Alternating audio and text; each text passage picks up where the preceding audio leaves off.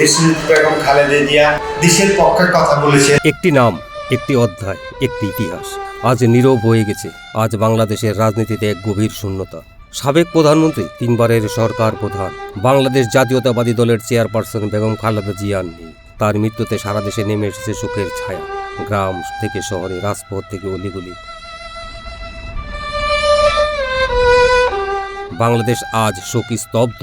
ঢাকার বিভিন্ন এলাকায় তার মৃত্যুতে শোক পালন করছেন বিএনপি ও অঙ্গ সংগঠনের নেতাকর্মীরা। এই শোক কর্মসূচিতে অংশ নেন সাবেক যুবদল নেতা, ঢাকা মহানগর দক্ষিণ মোহাম্মদ রাইফুদ্দিন জাহান রিপু, ৬৪ নং ওয়ার্ড কমিশনার প্রার্থী। তার নেতৃত্বে নেতাকর্মীরা কালো বেশ ধারণ করে।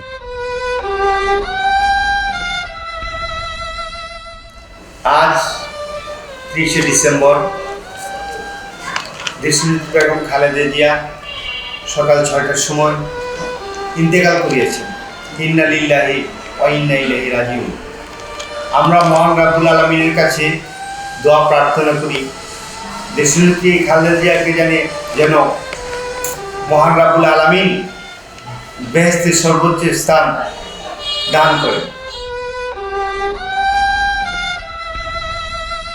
নীরবতা পালন ও দোয়ার মাধ্যমে শ্রদ্ধা নিবেদন করেন প্রয়াত নেত্রীর প্রতি। একজন নেত্রী বিদায় নিলেন, কিন্তু রেখে গেলেন ইতিহাস। বাংলাদেশের রাজনীতিতে বেগম খালেদা জিয়ার অবদান চিরস্মরণীয় হয়ে থাকবে। বিটিসি নিউজ এইচডির পক্ষ থেকে নেত্রীর প্রতি গভীর শ্রদ্ধা ও শোক। ধন্যবাদ।